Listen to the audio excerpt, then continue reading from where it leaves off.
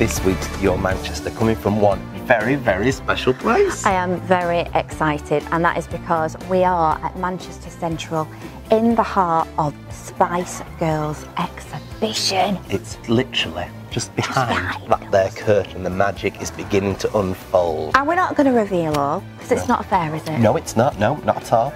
There's that much stuff, and it feels a bit magical. Oh, totally. It's just like these are things which you've kind of, all of us grown up with.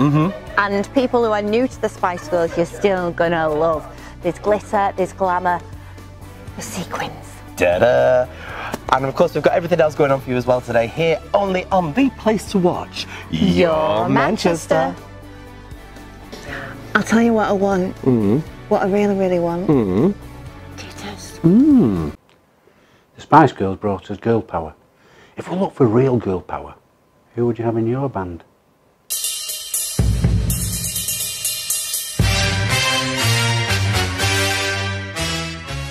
In 5, Rosa Parks, the First Lady of the Civil Rights Movement. A black lady who refused to give up a seat on the bus and was arrested by the bus company. A year after her trial, the United States Supreme Court ruled that the Alabama and the Montgomery Bus Company were acting unconstitutionally. Rosa Parks went on with her civil rights battles with the likes of Martin Luther King. In 4, Sylvia Rivera, a Stonewall rioter, daughter of a Puerto Rican father and a Venezuelan mother who killed herself. Sylvia found herself living on the streets at the age of 10 years old, working as a sex worker. She found safe haven in Greenwich Village, New York, as a drag queen. She is believed to have thrown a bottle at the police, starting the Stonewall riots. She fought for LGBT rights and later, as a transgender woman, lobbied mainstream society against transphobia. In 3, Sian James, married at 16, mother of 2 at 20. Her expectations were to be a good housewife, making sure the boys were presentable and have clean neck curtains. During the miners' strike of 1984, she helped feed 1,000 families a week. After the strike, she took her A-levels and went on to gain a degree at Swansea University. She was involving herself in women's rights campaigns. She went on to serve as an MP for Swansea East for 10 years. A fine example of finding your worth and fulfilling your potential. In 2, My Sporty Spice, Dame Jessica Ennis-Hill, the poster girl of the London 2012 Olympics, who went on to win gold. I mean, that alone should warrant her inclusion. However, in 2015, she came back to full fitness, having given birth to a baby boy in 2014 and won her 3rd consecutive World Championship gold. Now that's a top athlete. In 1, Aretha Franklin, daughter of a Baptist minister whose mother died when she was 9. When she was 12, she gave birth to her first son, and at 14, another son. A tough start to life. In the 1960s, she became the Queen of Soul. Throughout her life, she worked in the civil rights movement. In January 29, she stole the hearts of the world, singing at the inauguration of America's first black president. So, to all girls everywhere, using Aretha's words, may I say, R-E-S-P-E-C-T.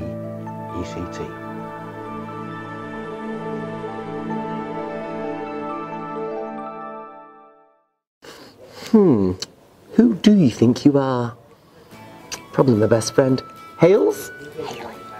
Hi, I'm Hayley, and as it's Manchester Pride this weekend, I thought I'd focus on some LGBT plus storylines. So Brookside gave us the first ever openly gay character in soap history back in 1985. But it wasn't until 1989 that EastEnders included the first ever gay kiss. Of course, Brookside brought us the first lesbian storyline, the lesbian kiss, back in 1994. Who can forget that one? Not me, that's for sure. And in 1995, EastEnders introduced a bisexual character. 1998, of course, saw Coronation Street introduce the transgender character Hayley Cropper, played by the lovely Julie Hesmondhalgh. But it wasn't until 2015, so only 3 years ago, that Sally St. Clair appeared in Hollyoaks, and actress Annie Wallace became the first ever transgender actor to play a regular transgender character in British soap history. EastEnders followed suit shortly afterwards with the role of Kyle, but sadly after a year the character left the square. Now in 2006 Hollyoaks introduced a cross-dressing character. In 2009 EastEnders covered being Muslim and gay, and the following year Hollyoaks introduced viewers to same-sex domestic violence. Hollyoaks also gave us the first the first same-sex marriage storyline, and in 2015 they also covered living with AIDS. This year Emmerdale has covered asexuality and introduced Matty, the soap's first transgender character.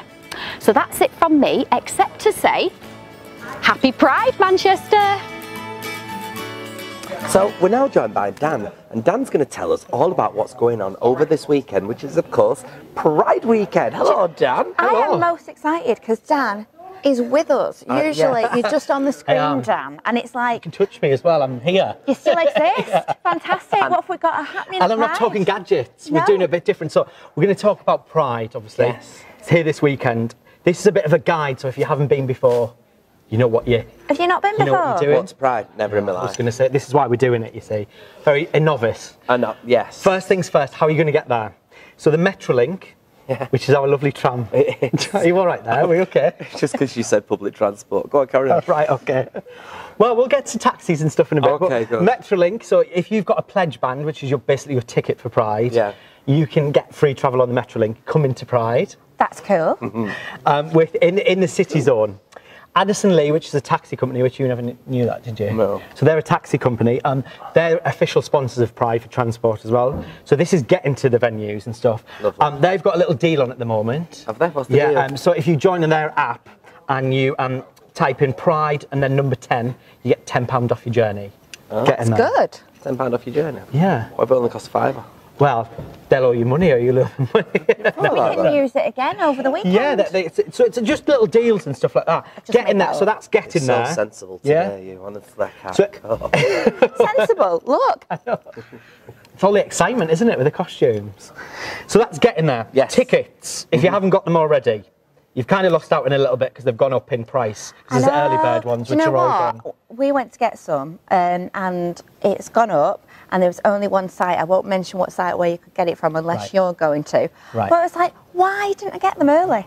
You could have got your early birds. Early birds. Well, they've gone now, I always say to people that if they look at that sequin, I've had an effect.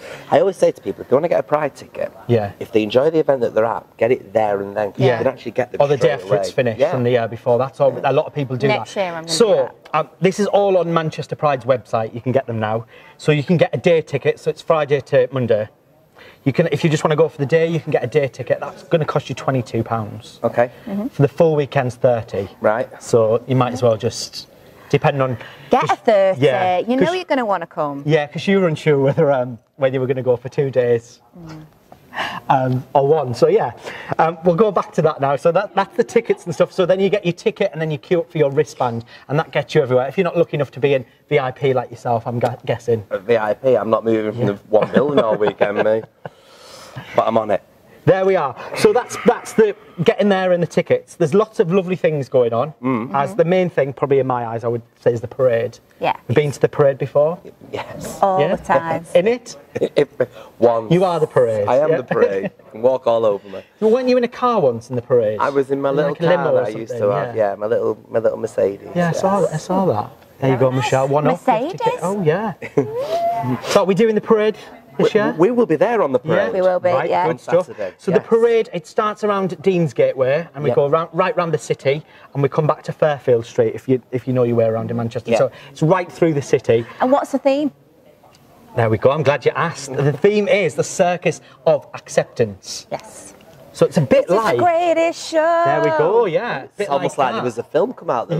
Main number was This Is Me, and they've gone, wow, let's jump on that. Yeah, and they've took that. So you can, any circus theme you want to jump on, we can go with that, I think. I've got some angel wings that are rainbow. Right. So I can be like So the you're fairy going of with pride. the colours, yeah? I'd probably be a ringmaster.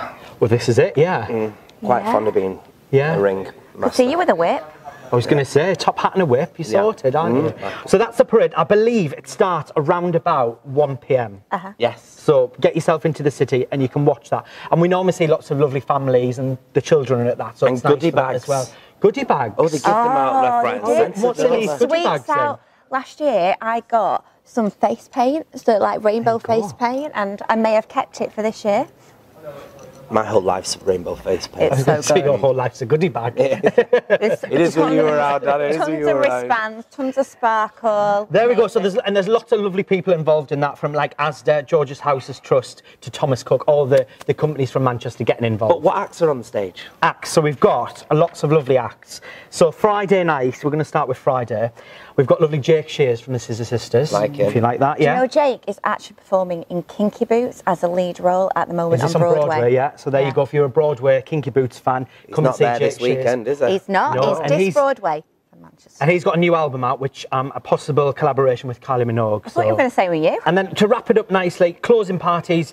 We've got lovely New York doing a massive closing party with the Greatest Showman theme at Tracy's New York, and that's going to be fab. We've got lovely Angie Brown there and everyone like that. There's a great closing party at a bar called On Bar. Right, really? And we've got the world's leading Whitney Houston impersonator that flies in from Berlin. I've seen her, yeah. Fabulous. Called Ikenna. Yeah, Ikenna, And I've heard that's got a lovely little warm-up act called Belinda Scandal. Oh, right. Never, Have to check that out, shall we? Have you heard of Belinda Scandal? Maybe she's just supporting, I think. That was just a plug. Daft presenter in a flag dress. In a flag dress. And then we have to mention for the theatre fans, along the world of pride and stuff, we've got obviously Closets still on at the Hope Mill Theatre. Wonderful. Which is all about being yourself. I thought you were going to plug me being on BBC Radio Manchester 3 till 5, Bank Holiday Monday, soundtrack to Pride, musicals, you're going to love it.